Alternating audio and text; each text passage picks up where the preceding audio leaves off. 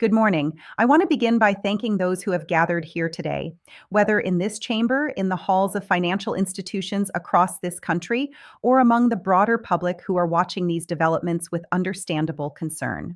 What we are witnessing in the current trade environment between the United States and Canada is not simply a bilateral dispute over agricultural commodities.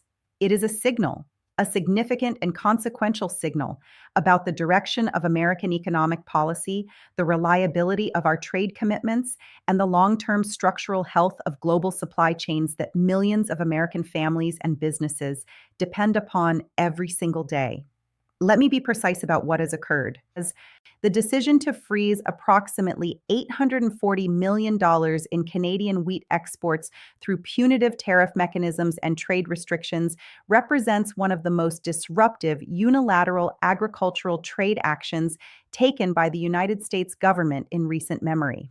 To put that figure in proper context, $840 million is not simply a line item in a federal budget of trillions. It is the livelihood of thousands of Canadian wheat farmers, the input cost of American food manufacturers who depend on cross-border grain supply, and, critically, it is a data point that international markets are now using to reassess the predictability and dependability of the United States as a long-term trade partner. When markets price in uncertainty, they do so broadly and systematically. The consequences of this action will not be contained to the wheat sector alone. I have spent the better part of my professional career studying the mechanics of economic interdependence. During my tenure at the Federal Reserve and subsequently at the Treasury Department, I have had occasion to observe firsthand how trade disruptions of this nature propagate through the broader economy in ways that are rarely fully anticipated at the moment of their imposition. The transmission mechanism is not complicated, but it is often underestimated. When you disrupt a supply relationship that has been stable for years, in some cases decades, you do not simply redirect trade flows in a neat and orderly fashion. You introduce friction costs, logistical delays, contract renegotiations, financing uncertainties, and, perhaps most damaging of all, a fundamental reassessment on the part of foreign partners about whether the United States can be trusted to honor the frameworks it has itself constructed and championed. The United States-Mexico-Canada Agreement, which replaced NAFTA and which the previous Trump administration itself negotiated and celebrated as a landmark achievement, contains explicit provisions governing agricultural trade between the three signatories. The application of broad trade freezes and punitive tariff structures to Canadian wheat exports raises serious and legitimate questions about the legal coherence of these actions within that existing framework. I am not in a position today to offer a formal legal adjudication of those questions. That is properly the domain of trade lawyers and the relevant dispute resolution mechanisms within the USMCA. But I will say, from an economic governance perspective, that the selective and aggressive application of trade restrictions against a close ally and treaty partner introduces a category of sovereign credibility risk that is genuinely difficult to price and even more difficult to reverse. What I mean by sovereign credibility risk is this. When the United States government signals through its actions that existing trade agreements are subject to unilateral revision or suspension based on political circumstance rather than legal process, it does not merely affect the specific bilateral relationship in question. It sends a message to every trading partner, every foreign investor, and every multilateral institution with which we engage that American commitments are contingent rather than durable. That message is extraordinarily costly, not in the immediate quarter, not necessarily in the immediate year, but over the medium and long term, it erodes the foundational trust that undergirds the dollar's reserve currency status, the attractiveness of U.S. Treasury securities as a global safe haven, and the willingness of foreign governments to enter into cooperative economic arrangements with Washington on terms that are favorable to American interests. I want to turn now to the Canadian response because it is here that the economic story becomes particularly instructive. Prime Minister Carney's administration has moved with a speed and strategic coherence that frankly reflects sophisticated economic statecraft. The decision to actively bypass traditional U.S. export channels and redirect Canadian wheat supply toward European, Asian, and emerging market buyers is not merely a retaliatory gesture. It is a structural repositioning, one that, if sustained, could have lasting implications for American agricultural market share that extend well beyond the resolution of any immediate political dispute. Trade relationships, once redirected, do not automatically revert. Supply chains are rebuilt with enormous effort and capital investment.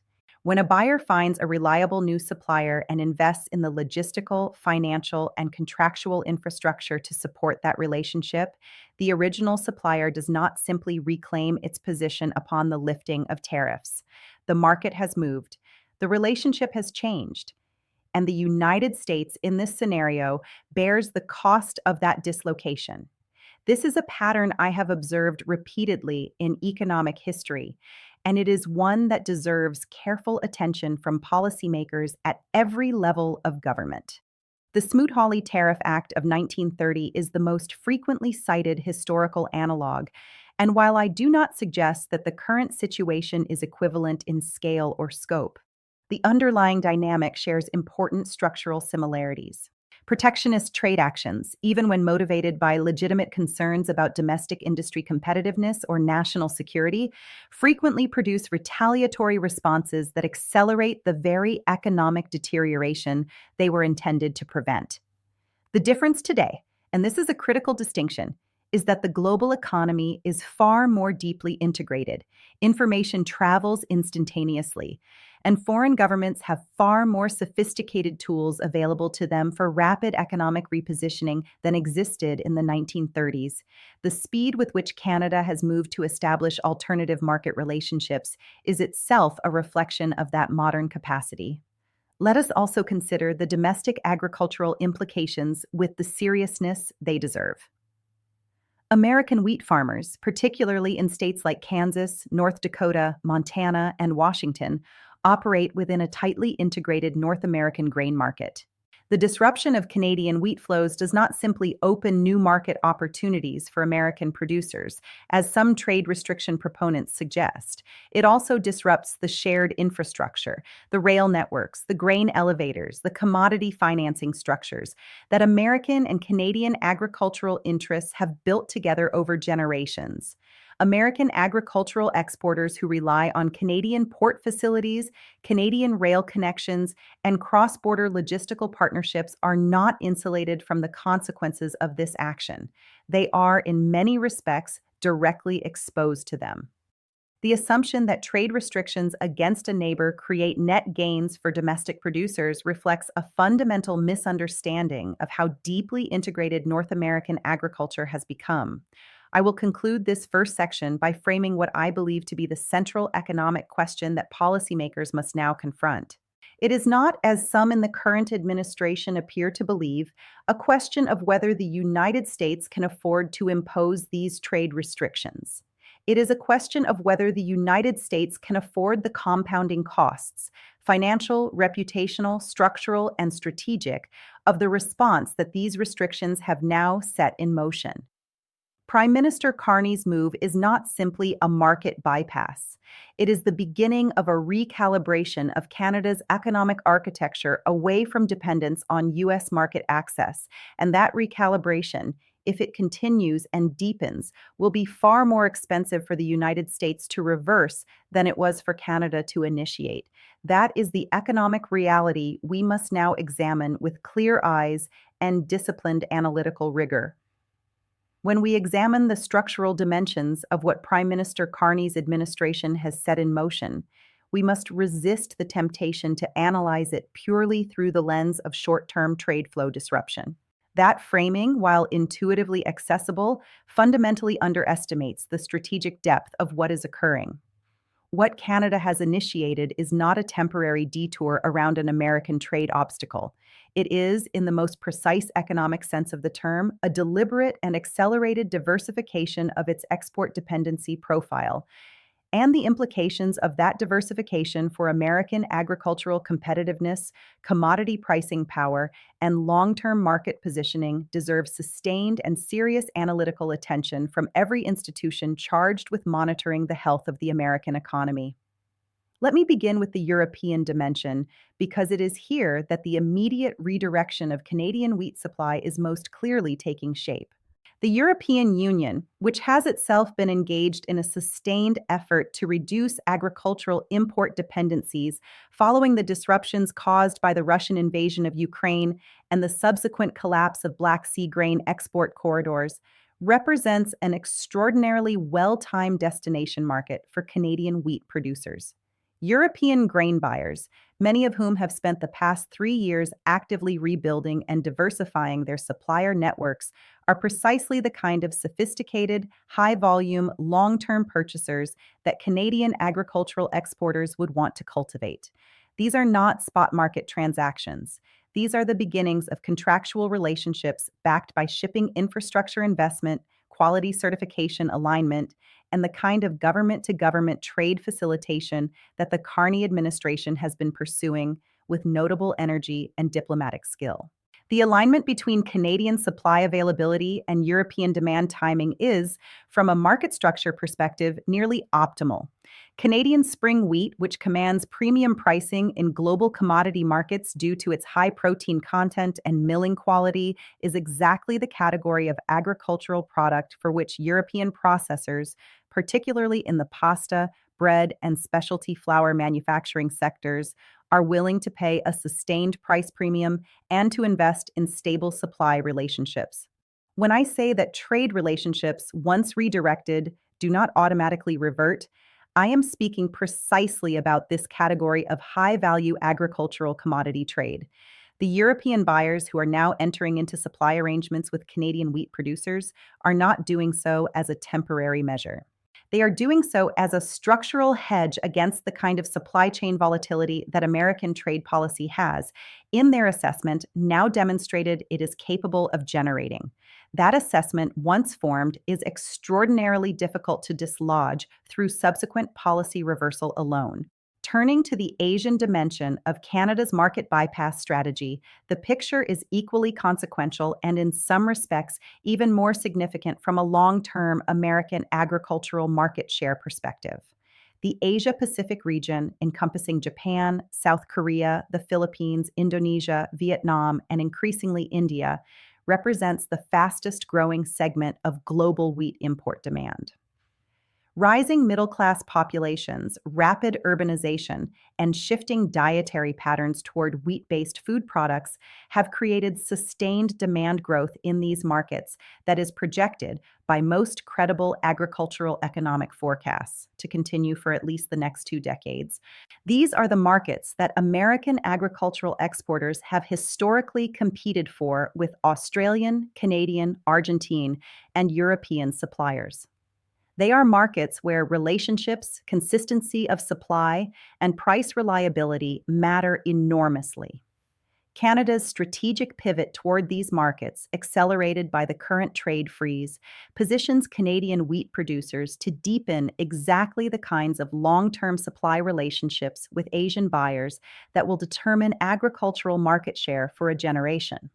The Pacific Gateway infrastructure, the port facilities at Vancouver and Prince Rupert, which are among the most efficient grain export terminals in the world, gives Canada a genuine logistical, competitive advantage in serving Asian markets that the United States, despite its own Pacific Coast port capacity, will find difficult to replicate quickly or cheaply.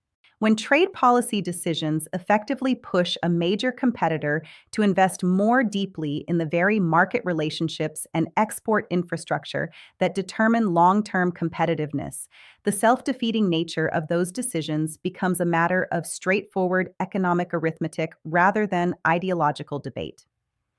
I want to spend some time now addressing what I consider to be a critically underappreciated dimension of this situation, which is the financial market implications of the broader pattern of trade policy unpredictability that the current freeze on Canadian wheat represents. Financial markets are, at their core, pricing machines for uncertainty.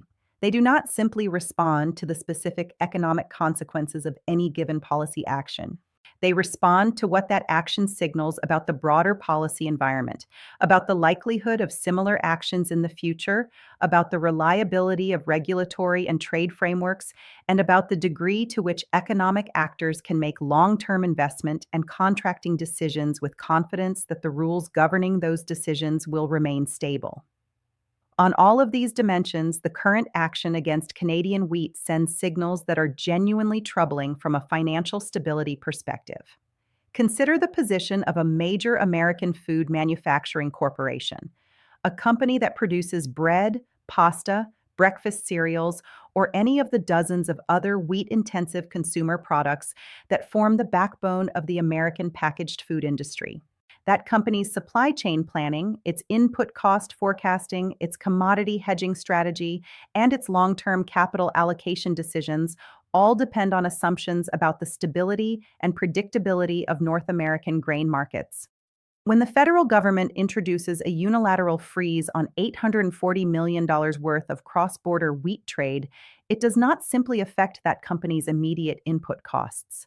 It forces a fundamental reassessment of every assumption underlying its supply chain architecture. It triggers hedging costs, contract renegotiation expenses, logistical restructuring investments, and, in the cases of companies with thinner operating margins, genuine financial stress that can translate directly into consumer price increases and employment adjustments. The inflationary transmission mechanism here is direct and measurable. Food price inflation, as I have discussed extensively in the context of the post pandemic inflationary episode, is one of the most politically and socially sensitive categories of price pressure precisely because it affects every household, regardless of income level, and because it is experienced on a daily basis in a way that, for example, energy price changes or housing cost increases are not.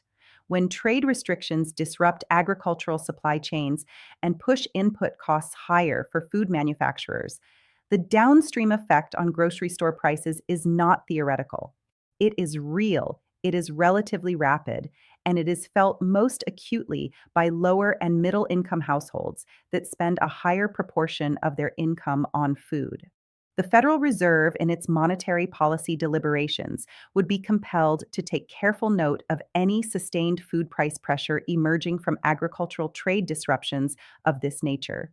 The interaction between trade policy and monetary policy is not a hypothetical academic concern.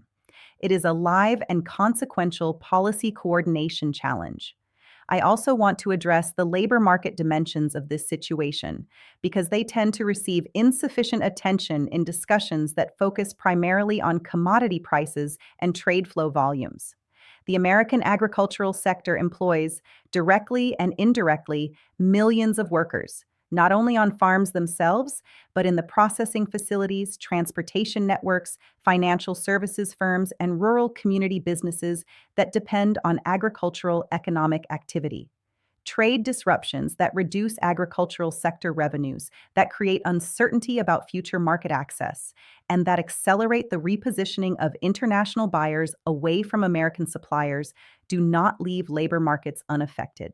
They create exactly the kind of demand uncertainty that causes agricultural businesses to defer capital investment, to reduce hiring, and in the worst cases, to implement workforce reductions that ripple through already economically fragile rural communities. The political economy of this situation deserves at least brief acknowledgement, even as I seek to maintain the analytical discipline appropriate to economic policy discussion. Many of the states most economically exposed to the consequences of agricultural trade disruption with Canada, Kansas, North Dakota, Montana, Minnesota, Nebraska, are also states that have historically provided strong electoral support for the political figures currently implementing these trade restrictions. There is a profound and troubling irony in the fact that trade policy actions justified in the name of protecting American workers and American industry are likely to impose their most concentrated economic costs on precisely the agricultural communities that have expressed the greatest political faith in their architects. I raise this not as a partisan observation, but as an empirical one, Economic pain does not distribute itself according to political affiliation. It distributes itself according to economic exposure. And on the measure of economic exposure to North American agricultural trade disruption, the communities most at risk are rural, agricultural, and deeply integrated into the very cross border supply chains that current policy is now fracturing. As I prepare to transition to the third dimension of this analysis, I want to anchor what I have said thus far in a set of core principles that I believe should guide sound economic policymaking in circumstances like these.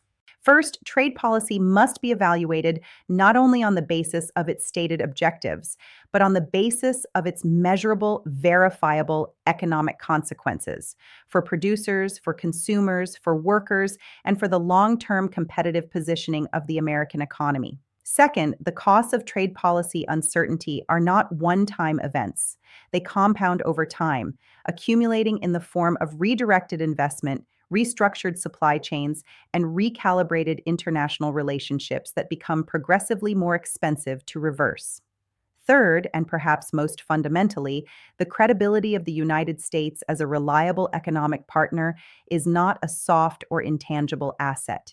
It is a foundational pillar of American economic power, one that supports the dollar's reserve currency status, the depth and liquidity of U.S. capital markets, and the ability of American businesses and government to access international financing on favorable terms. Actions that erode that credibility impose real and lasting economic costs that extend far beyond any specific trade dispute, and that will be borne, ultimately, by American workers and American families. Having established the immediate trade flow consequences and the financial market implications of the current situation, I want to turn now to what I consider the most strategically significant dimension of Prime Minister Carney's response: the long-term architectural restructuring of Canada's economic relationships that this moment has both accelerated and, in a very real sense, made irreversible. To understand why this matters so profoundly for American economic interests, we must think carefully about the difference between tactical trade responses and structural economic repositioning. A tactical response is one that is designed to create short-term pressure sufficient to bring a trade partner back to the negotiating table. A structural repositioning is one that is designed to permanently reduce dependence on a single trade relationship by building alternative economic architecture that can sustain itself independently of any subsequent diplomatic resolution. What Prime Minister Carney has initiated is unmistakably the latter, and the speed and comprehensiveness with which it is being pursued should command serious attention from American economic policymakers. The distinction I am drawing here is not merely semantic. It has profound implications for how we should assess the long-term costs and benefits of the current American trade posture toward Canada. If Canada's response were purely tactical, if it were designed simply to impose sufficient retaliatory economic pressure to force a renegotiation, then the economic calculus would be relatively straightforward. Both sides would absorb short-term costs, diplomatic engagement would eventually produce a negotiated resolution, and trade flows would largely normalize around a revised framework. That is the conventional model of bilateral trade dispute resolution, and it has governed the management of U.S.-Canada trade tensions for decades. But that model assumes that both parties fundamentally prefer the status quo relationship and are simply negotiating over its specific terms. What the current situation appears to reflect on the Canadian side is something qualitatively different: a genuine strategic reassessment of the wisdom of maintaining deep economic dependency on a partner whose trade policy reliability has been called into serious question. This reassessment did not begin with the wheat freeze. It has been building with increasing urgency since the first Trump administration's imposition of steel and aluminum tariffs under Section 232 national security provisions, a legal mechanism that Canadian officials, with considerable justification, found deeply offensive when applied to a NATO ally with whom the United States shares the world's longest undefended border and the world's largest bilateral trading relationship.